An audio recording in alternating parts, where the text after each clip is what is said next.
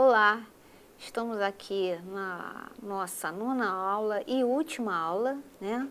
Onde vamos abordar a análise ergonômica do trabalho, né? Que é a ET. É a principal ferramenta aí da ergonomia. E o que faz a ET, né? Ela estuda uma situação de trabalho, né? Visando adaptá-lo ao homem. Mas eu vou fazer uma ET assim do nada? Não, eu preciso, como já falamos em aulas anteriores, né, nós temos indicadores que são os sinais de alerta. Que sinais de alerta são esses? Alto índice de acidentes, retrabalho, aumento de número de retrabalhos, queda de produtividade, aumento de absenteísmos. Então, isso são indicadores que nós precisamos fazer um estudo, né? Fazer um estudo ergonômico que se dará através de uma análise ergonômica. E quem pode fazer essa análise ergonômica? A NR17, ela fala que cabe ao empregador realizar a análise ergonômica, mas ela não é clara quem a realiza, né? Cabe ao empregador, quer dizer, se houver a necessidade de fazer, tem que fazê-lo. Mas quem pode pesquisar, fazer essa análise, pode ser o técnico de segurança do trabalho ou o engenheiro de segurança do trabalho, né? Mas uma análise ergonômica, muitos fazem confusão, ela não é um laudo ergonômico, né? Quem pode dar laudo ergonômico é um ergonomista, é um especialista da área. Ele sim pode dar um laudo ergonômico.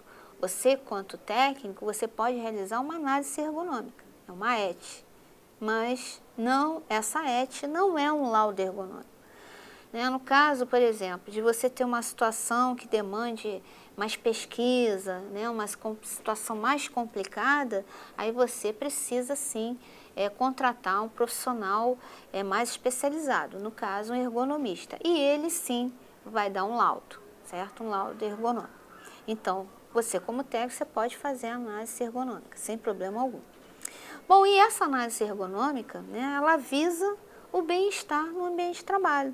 Né? Se nós vamos estudar uma situação de trabalho visando adaptá-la ao homem, né, nós vamos tornar aquele ambiente satisfatório, né, saudável. E como eu já falei, né, em relação à ergonomia de contribuição, nós temos a ergonomia de correção. E nós podemos dizer que a AET é um exemplo de ergonomia de correção, porque ela vai modificar uma situação real, existente, para adaptá-la àqueles trabalhadores que estão ali. Então, ela vai corrigir alguma coisa que viu de errado e vai torná-la, vai adaptá-la ao homem de uma maneira correta. E essa análise, ela se desdobra em 5 etapas, que é a análise da demanda, a análise da tarefa, a análise da atividade, diagnóstico e recomendação. Então, no finalzinho, você vai recomendar aquilo que você diagnosticou como que está não conforme, né? Precisa ser adequado. Então, como podemos ver aí no slide, né? Vocês vão ver que, fazendo uma síntese, né, nós temos uma situação de trabalho, né, que nós vamos fazer essa análise a partir dos indicadores, como eu já falei para vocês anteriormente, né, são sinais de alarme, que algo precisa ser feito, tem alguma coisa errada. Então, nós vamos fazer a análise da demanda, aí, que é a definição do problema. Depois, nós vamos fazer a análise da tarefa, que nós vamos fazer a análise das condições de trabalho. Depois nós vamos fazer a análise das atividades, que nada mais é do que a análise dos comportamentos do homem no trabalho. E por fim, nós vamos fazer o diagnóstico. O que é o diagnóstico? Vai procurar descobrir as causas que provocaram o problema descrito na demanda. Demanda foram as necessidades aí da gente fazer essa abordagem ergonômica. Para no final, por fim, fazer a recomendação. Que essa recomendação nada mais é do que providências que deverão ser tomadas para resolver o problema. Então, por exemplo, essa fase dessa formulação aí, dessa análise, nós não podemos sair se está tudo ok, eu não tenho acidente de trabalho, eu não tenho queda de produção, eu não tenho retrabalhos, eu tenho satisfação no trabalho, não há necessidade de se fazer uma análise ergonômica. Eu só faço uma análise ergonômica a partir do momento que eu tenho uma demanda. Eu tenho uma quantidade de problemas, eu tenho os indicadores que me levam a buscar soluções aí para essas questões levantadas. Aí sim eu preciso fazer essa análise, tá? E não esqueçam, a análise não é laudo ergonômico. Em nenhum momento vocês vão encontrar isso na NR17, eu quero frisar bem isso, tá? É uma análise, lá fala assim, em análise ergonômica do trabalho, que você como técnico ou engenheiro de segurança do trabalho podem fazer sem problema algum. E tem algumas definições aí que muitas pessoas confundem, que é em relação à tarefa, né? O que vem ser tarefa prescrita, tarefa real? Primeiro que tarefa, né, é prescrito pela empresa ou operador. Consiste em fazer o que, por quem, quando, como, em que condições. E já a tarefa prescrita é pré-programada, pré-determinada, né? E a tarefa real é a tarefa concluída, que às vezes deixa de estar muito longe, né, do que foi prescrito. A tarefa real, às vezes, não é tudo que foi determinado pré-escrito. É como ela foi realmente concluída. Então, essa é a tarefa real. Diferente, às vezes, de uma tarefa prescrita, pré-determinada, pré-programada.